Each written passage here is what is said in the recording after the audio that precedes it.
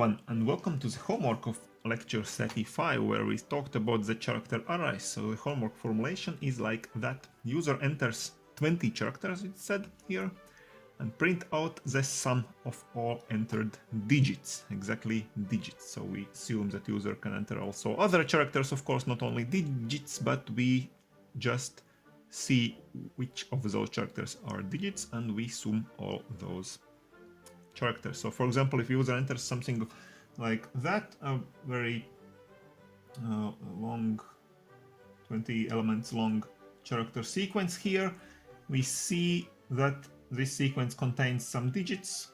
So these are the digits contained in this sequence, and we print out the sum of all those digits, which is 36 in this case. So in this case, it's given that user enters exactly 20 characters, so we don't have to ask from the user this variable n, for example, the length of the array or the character count he wants to enter. So 20 characters long is the array, or is the sequence of characters we want to look at in this case. So try to solve this homework now and then come back to see the solution.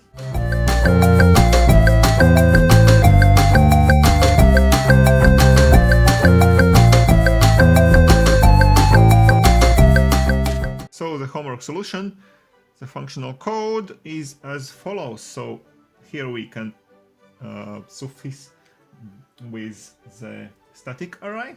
We don't have to use the dynamic array because the length of the array is known, and in this case we again use the constant integer for the array length. So let's say the n will be the array length, which is 20, and so here we can use this array length n in every place where we want to use the count of the elements in our array.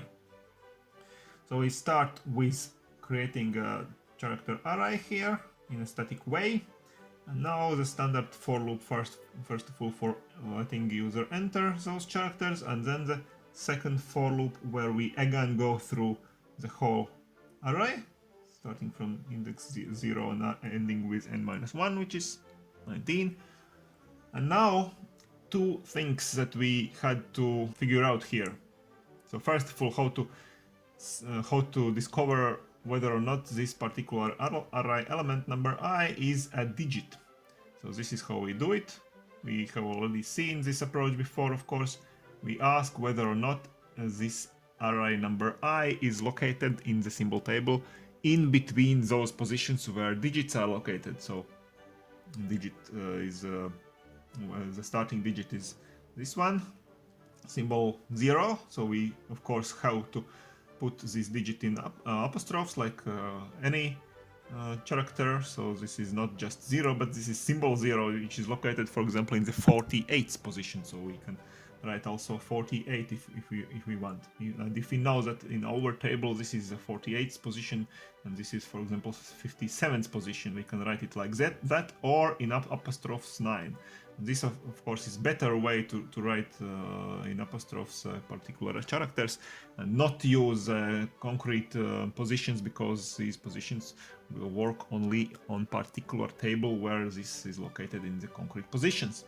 But this writing, if we write it like that, symbols and apostrophes, it will work with any table, of course, because in any table those characters are located one by one in increasing order, those characters from 0 to 9, and maybe in different positions, not in these positions, but in increasing order. So we can ask whether or not this array element number I is greater or equal to this position and less or equal to this position. It means that array number I is a digit, and now we have to sum this digit to our element sum, that is 0 at the beginning, here declared. And now we see that we not just sum to this element sum, not just the array number I element, but we sum all those brackets. Okay, so we turn here by this arithmetic operation, we turn this array into a real number.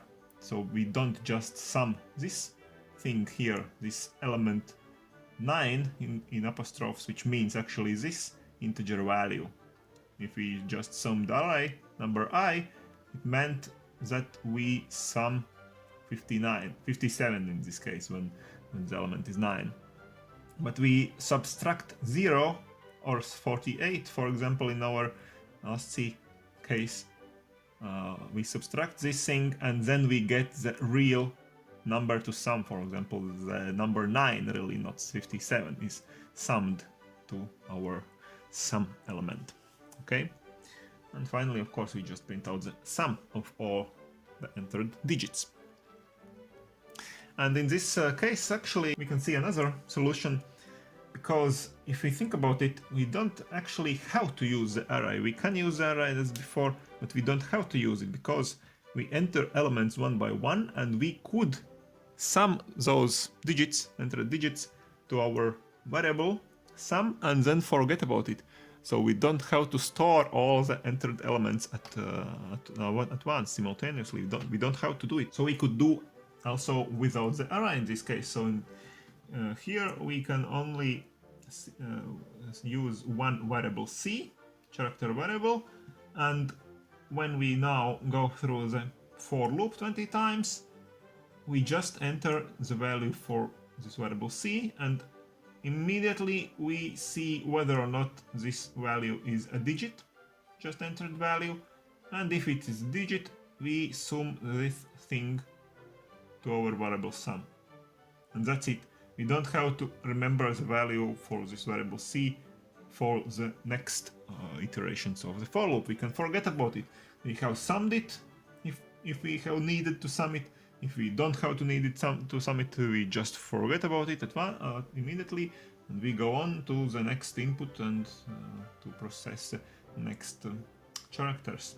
And finally, we have summed all those variables into this variable sum, and we can print it out.